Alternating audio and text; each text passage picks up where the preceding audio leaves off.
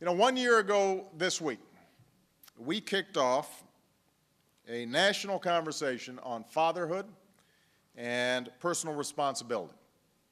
And members of our administration fanned out all across the country to hear from fathers and families about the challenges that they face.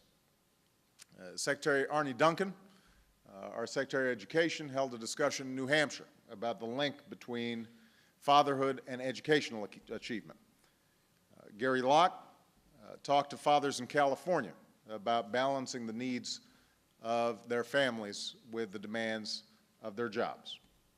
Secretary Shinseki, Veterans Affairs, held a town hall for military and veteran dads in North Carolina. And Attorney General Holder traveled to Georgia for a forum about fathers in our criminal justice system. And in each of these places, each of these leaders posed a simple question. How can we as a nation, not just the government, but businesses and community groups and concerned citizens, how can we all come together to help fathers meet their responsibilities to our families and communities? And we did this because we know the vital role fathers play in the lives of our children. Fathers are our first teachers and coaches, or in my house, assistant teachers, assistant coaches to mom. But they're our mentors, our role models. They show us by the example they set the kind of people they want us to become. But we also know that what too many fathers being absent means. Too many fathers missing from too many homes, missing from too many lives. We know that when fathers abandon their responsibilities, there's harm done to those kids. We know that children who grow up without a father are more likely to live in poverty. They're more likely to drop out of school. They're more likely to wind up in prison.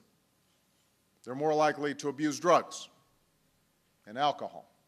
They're more likely to run away from home. They're more likely to become teenage parents themselves. And I say all this as someone who grew up without a father in my own life. He left my family when I was 2 years old. And while I was lucky to have a wonderful mother and loving grandparents who poured everything they had into me and my sister, I still felt the weight of that absence. It's something that leaves a hole in a child's life that no government can fill. So we can talk all we want here in Washington about issues like education and health care and crime. We can build good schools. We can put money into creating good jobs. We can do everything we can to keep our streets safe. But government can't keep our kids from looking for trouble on those streets. Government can't force a kid to pick up a book or make sure that the homework gets done. Government can't be there day in, day out to provide discipline and guidance and the love that it takes to raise a child. That's our job as fathers, as mothers, as guardians for our children. Now, the fact is, it's easy to become a father, technically. Any guy can do that. It's hard to live up to the lifelong responsibilities that come with fatherhood.